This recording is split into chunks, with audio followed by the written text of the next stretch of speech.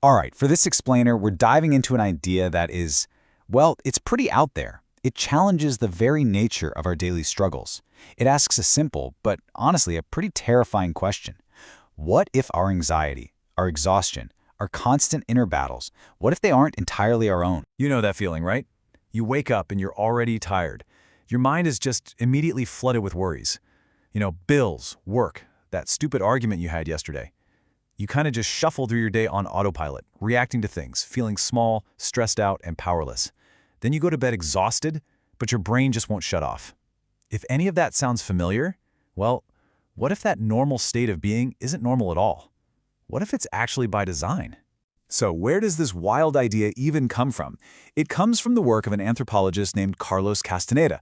Back in the 1960s, he documented his apprenticeship with a Yaqui shaman from Mexico, a man named Don Juan. And among all the incredible teachings, Don Juan shared a secret he called the topic of topics, a truth so dark he said he almost didn't want to talk about it. And here it is. This is the core of it. Don Juan's claim was that humanity has been taken over by a kind of cosmic predator. He used this shocking analogy, saying that just like we build chicken coops to farm chickens for their eggs and meat, these predators have built what he called humaneres, human farms, to cultivate and harvest us. Now, hold on. We're not talking about some kind of sci-fi physical invasion with spaceships and all that. Don Juan described these predators as beings from another dimension. Think of them as entities of pure predatory consciousness. He called them the flyers, or sometimes fleeting shadows. And their food, the thing they need to survive, is our energy. Okay, so if we're living on a farm, what does it actually look like? Well, Don Juan's answer is that it looks exactly like the world we see every single day, a system that is perfectly designed to harvest our energy. When you look at modern life through this lens, everything starts to look different. The monotonous routines, the endless distracting entertainment, the constant agitation and outrage, this framework doesn't see those as accidents.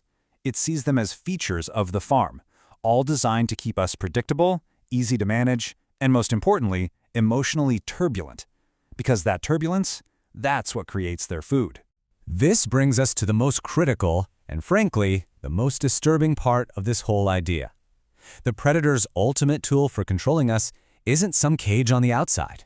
It's a cage on the inside. Don Juan claimed that these beings gave us what he called a foreign installation. They literally installed a piece of their consciousness inside of our consciousness.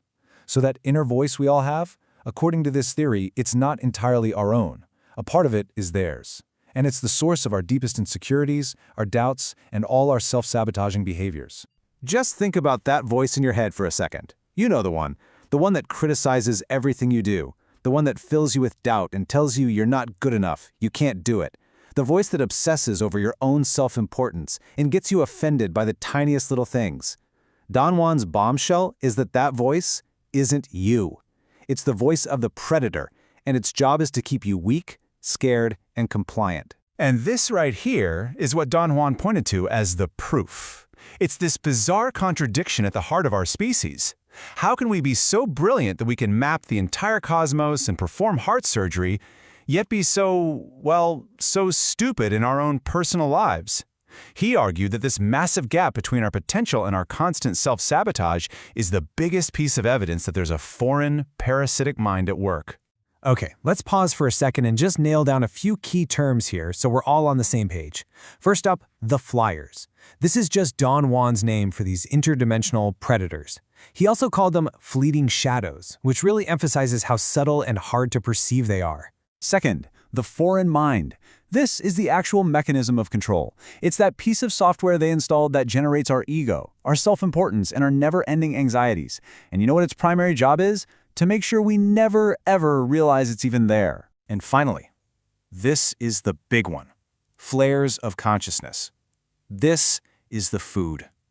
Every single time you have an outburst of anger, a wave of anxiety, a fit of jealousy, or even just a moment of self-pity, you generate this peak of chaotic energy, a flare. And according to Don Juan, the flares just methodically harvest these flares. They actually poke and prod our minds just to get us to produce them. Now I know, this all sounds incredibly grim, right? Almost hopeless. But there's good news. An escape plan does exist. Don Juan called it the warrior's path. and it has absolutely nothing to do with fighting shadows in the dark. The whole strategy is to just stop being a source of food. It's all about changing your own nature so that your energy becomes indigestible, maybe even repulsive to the predator. You don't kill it, you starve it. You make yourself such a terrible meal that it has no choice but to leave you alone. And the ultimate weapon in the warrior's toolkit, the one thing the foreign mind absolutely cannot stand, is a single word: discipline. And we're not talking about punishment here. We're talking about the conscious, deliberate control over your own energy and your own attention. So why discipline? What's the magic in it? Well, because it takes all that chaotic, emotional, messy energy that the flyers love to eat, and it transforms it into something orderly, solid, and coherent.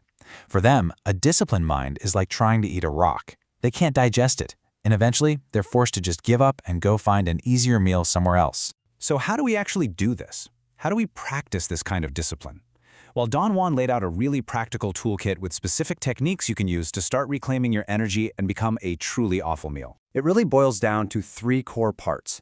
First, you have to abandon your self-importance. Stop complaining, stop getting offended, because the ego is their command center. Second, you practice what he called non-doing, which just means intentionally breaking your tiny hypnotic routines to prove you're in control. And finally, you recapitulate every night. It's a breathing exercise where you mentally review your day and pull your energy back.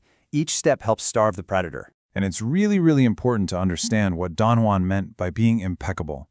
This has nothing to do with being a saint or being morally perfect. Impeccability for him is an energetic term. It just means using your energy efficiently without wasting it. It's about doing your absolute best in every little action, not for praise or reward, but simply to conserve your own personal power. Okay, let's just step back for a second. We have to ask the obvious question here.